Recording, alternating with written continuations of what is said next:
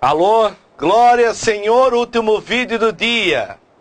Direito penal para a família brasileira, que fará prova dia 7/4.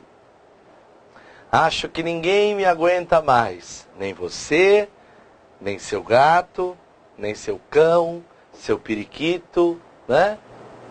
Seu jabuti, seu cágado. Quem que vai ter um cágado, né? Tem alguém aí que tem um cágado? Você sabe que uma vez, numa aula,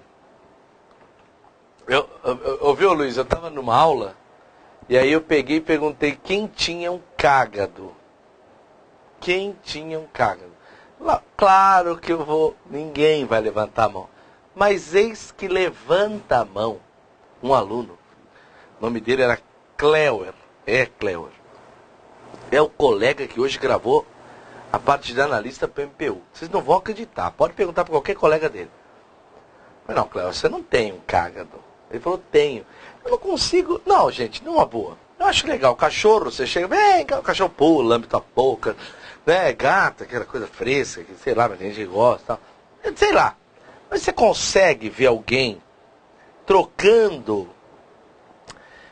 manifestações de amizade com um cágado? Como é que seria isso, né? A pessoa chega, oi, não consigo nem imaginar um cágado, né? Nesse sentido.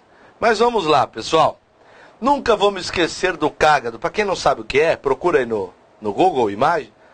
Mas quando eu era criança, eu lembro do meu pai, avô, que já está em outro plano, e nós fomos pescar no Rio Tietê. O Rio Tietê é muito bom, lá perto de Birigui, perto da minha terra. Eu sou de São Paulo, mas fui criado em Birigui. E eu me lembro muito bem do dia que nós fomos pescar. Rapaz, e nós fomos pescar e meu pai, né, o seu Antônio Ferraz lá, pô, você pegou o quê tal? E a vara tá toda assim, tiramos, rapaz, era um cágado enroscado e tal, né? Pra quem não sabe, ó, tá aí, ó, a figura do, né? É esse aí, tá? E aí ele pegou e eu peguei aquele negócio, todo mundo tirou sarro e tal. Mas eu achei que aquilo me deu sorte na vida, viu? Vamos lá. Como diz um amigo meu, se a vida te der laranjas, faça uma laranjada. Se a vida te der limão, faça uma limonada. Se a vida te der um cágado, passe para frente para não fazer besteiras. Pessoal, vamos lá para o penal. Penal e atualizações. Bom, vou citar jogo rápido. Em penal não gasto 10 minutos. Vou citar aqui 10, 12 pontos para a gente matar a prova. Um dos pontos que eu só vou falar as bombas, não vou falar o básico, para me exibir, porque cai na prova. Eu sei que na prova vai ter uma questão de peculato e concussão. Não precisa ser gênio. Vai haver uma questão na prova de peculato e concussão. Não vou ficar falando muito. Eu vou falar daquilo que pode ser o pulo do gato em penal. Porque penal eu sei que vocês estão bem. Vamos fingir que está tudo bem. Falsa identidade. Atribuir-se ou atribuir a terceiro falsa identidade para obter vantagem em proveito próprio ou alheio, ou para causar dano a outrem. Pena, detenção 3 vezes a 1 ano ou multa, se o fato não constitui elemento de crime mais grave, porque muitas vezes isso é usado para estelionato ou para qualquer outro crime. Desculpe eu ficar com a bala na boca, é que a minha garganta está doendo muito, tá? Que é uma pastilha. Tudo bem? Que mais? Essa aqui eu acho que vai estar na tua prova. Fraudes em certames de interesse público. Esse é o crime NEAF. Por quê, professor? Para a gente dar umas dicas tão boas que caem na prova, de repente a gente pode ser preso. Utilizar ou divulgar indevidamente com o fim de beneficiar a si ou a outrem. De comprometer também a credibilidade com o certame, conteúdo sigiloso de concurso público, avaliação de exame público, processo seletivo para ingresso em ensino superior. Isso aconteceu demais esse ano. Muita fraude envolvendo isso. O exame ou processo seletivo previsto em lei. Cuidado. Fraude em certame de interesse público. Perigoso demais que entra lá em fé pública. Cuidado. O que mais? nas mesmas penas, incorre quem facilita, permite por qualquer meio acesso a pessoas não autorizadas as informações mencionadas. Se da administração ou omissão, se da ação ou omissão resultar dano, qualifica e aumenta a pena de 1/3. Eu acho que esse aumento vai estar na tua prova. Se o fato é cometido por funcionário público. Só fala isso aqui. Se for cometido por funcionário público, ele não entra na questão de você estar se valendo do cargo. Eu entendo até que deve, mas para a prova só fala isso.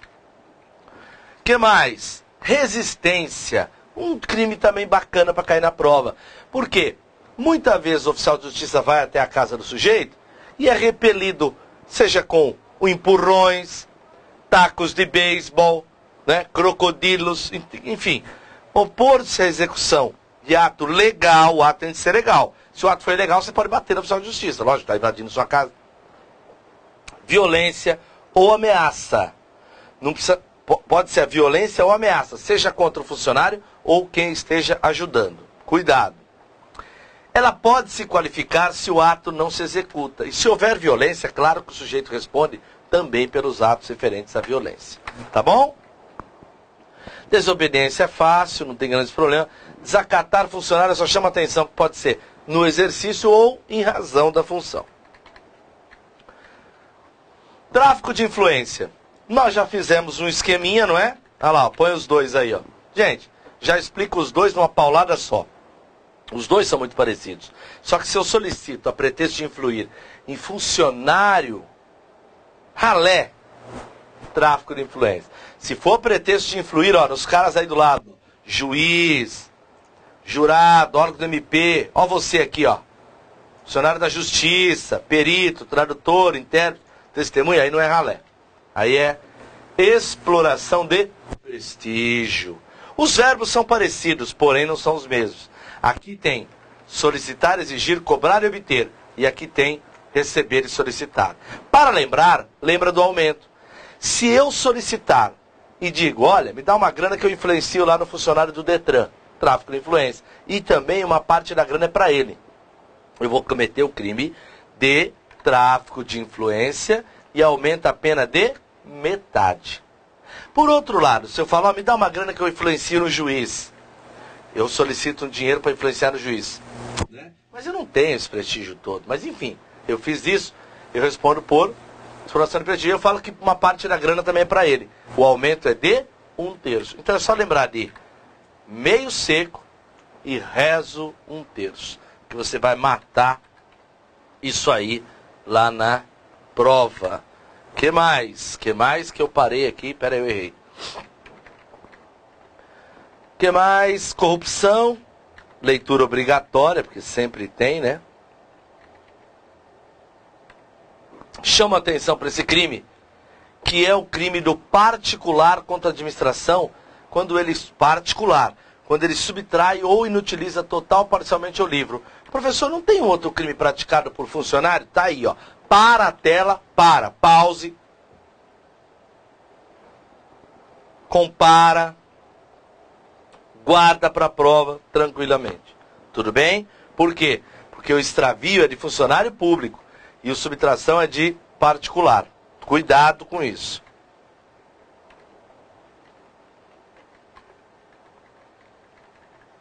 O que mais? Dos crimes de fé pública eu ainda vou chamar a atenção para um.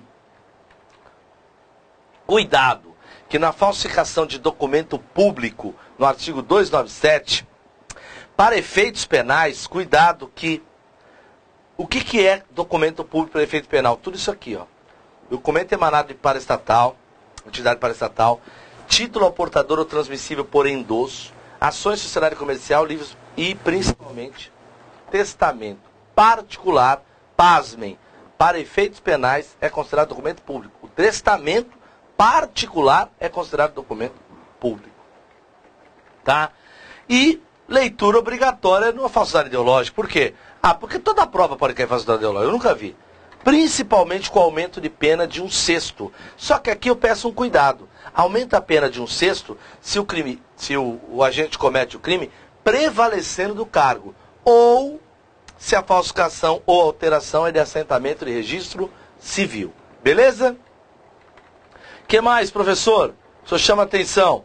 Olha, o peculato culposo é um bom para se estudar, principalmente porque no peculato culposo, não em qualquer um, se houver reparação do dano antes da sentença, extingue a punibilidade. Se for depois da sentença, reduz pela metade.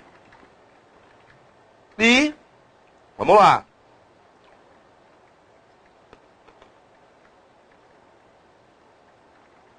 O que mais que eu tenho para falar? Prevaricação, que a moça quase me bate lá. Se eu não explicar para ela, ela vai ficar brava comigo. Ó, não tem segredo de prevaricação. Prevaricação é retardar ou deixar de praticar indevidamente um ato de ofício, ou praticá-lo contra a disposição expressa de lei. Repare que aqui são condutas positivas, né? Desculpa, aqui são condutas negativas, mas aqui é positivo. Então esse crime não é só por ação, por omissão também.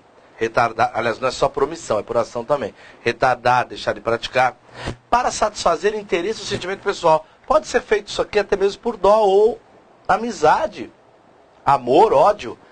Eu ajudo, eu deixo de praticar um ato porque eu fiquei com dó da pessoa. Deixo de despejar, por exemplo, fiquei com dó e tal. Ou muito, eu posso responder. Pode ser caracterizado como corrupção passiva, mas na corrupção passiva, vocês vão ver, na corrupção passiva, que era o 317, ele fala aqui, ó, cedendo, ó, a pedido ou influência de outrem, tá? Aqui não, simplesmente o funcionário deixa de praticar, movido aí por algum interesse ou sentimento pessoal. Porém, eu chamo a atenção que a prevaricação tem, na sua figura do 319A, uma coisa perigosa, que vem a ser aquela do diretor de penitenciária ou agente público, que deixa de cumprir o dever dele de proibir, de vedar o preso ao aparelho telefônico ou rádio similar, mas que permita a comunicação com outros presos ou com o ambiente externo. For um aparelho que não permite isso, não pode ser crime, tá? Condescendência criminosa, advocacia administrativa. Eles podem dizer um caso bem simples da prova. Patrocinar, direto ou indiretamente, interesse privado pela administração, valente da qualidade funcionário público. Qual é o crime? Tá aí. Talvez eles gostem de perguntar, na verdade, é se o interesse foi ilegítimo. Porque daí já muda de detenção de 1 a 3 para 3 meses a 1 ano. Tá? E o conceito de funcionário público, que eu acho que vocês têm de tomar cuidado com o artigo 327. Professor, iria crimes lá na frente na administração ou contra a administração da justiça? O que o senhor tem para falar? Vamos lá? Bom, minha aposta do dia.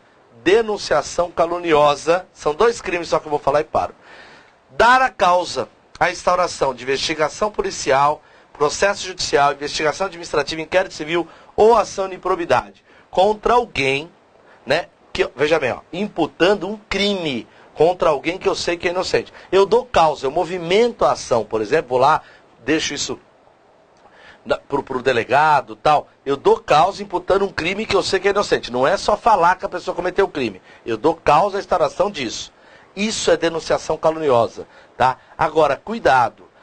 A pena pode ser aumentada se eu me servir de nome suposto, de anonimato. E, por outro lado, pode ser diminuída quando eu vou lá e falo que você, que eu sei que é inocente, cometeu, por exemplo, exploração de jogo de bicho. Aí a pena é diminuída. Lembra que exploração de jogo de bicho é uma contravenção. Então, a pena é diminuída de metade se for contravenção. E lembra que quando fala em contravenção, lembra do Papa do Direito Penal que falava que contravenção é um crime anão. Tá bom? Professor, eu sempre confundo com esse. Não, mas não tem nada a ver. Aqui, ó, você provoca a ação da autoridade comunicando um crime ou contravenção que não se verificou. Aqui você provoca falando de um crime ou contravenção, mas que não ocorreu. No outro, você fala de alguém, sabendo que aquela pessoa é inocente. Aqui pode ser um trote, por exemplo. Eu provoco a ação de alguém fazendo o delegado de bobo a instaurar alguma coisa, mas de um crime que eu sei que não ocorreu. Agora, se eu imputar algo a alguém e dar causa, aí é denunciação caluniosa e não só uma comunicação falsa de crime ou contravenção. Outra diferença é que aqui eu respondo pelo crime do mesmo jeito, comunicando crime ou contravenção. Na denunciação caluniosa, se envolver contravenção, diminui. Tá bom? O que mais? E só uma última coisa.